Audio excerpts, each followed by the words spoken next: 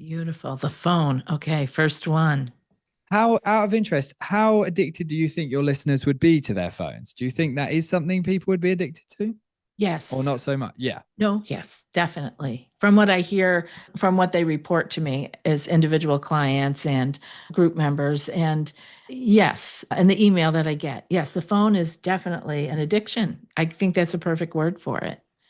Well, I think a good way to understand whether you feel addicted to it is try and spend a significant proportion of time away from it and see how you feel. And there's this big documentary coming out in the UK at the moment where they banned smartphones in a school and they saw how these kids and teachers responded. They did 21 days without their phones.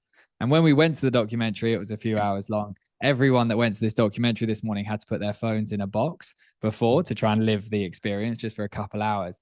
And it's so fascinating, even seeing adults have to spend 2 hours without their phone in their pocket, how they begin to feel uncomfortable and crave it, almost like how you can crave a cigarette. And it's very interesting what takes place in our brain here, because the reason we all like our phones so much is because they're giving us dopamine hits effectively.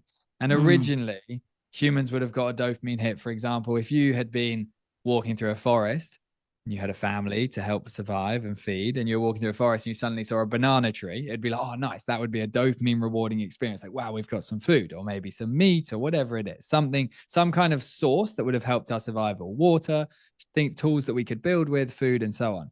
But they were very infrequent, these moments of experiencing rises in dopamine, maybe a couple times a day. With the phone, every time we go in our WhatsApp or our email or our social media, we're getting this big rise in dopamine.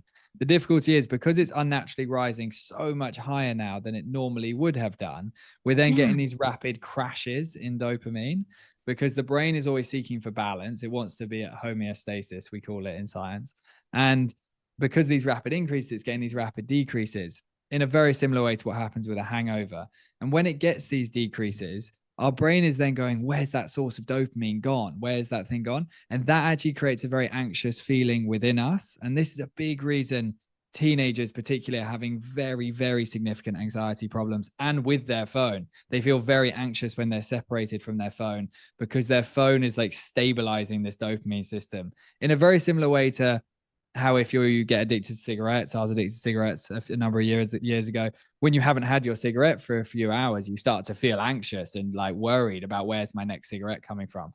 And I think society is very much underestimating that the phone is quite a key source of that fearful feeling within our bodies.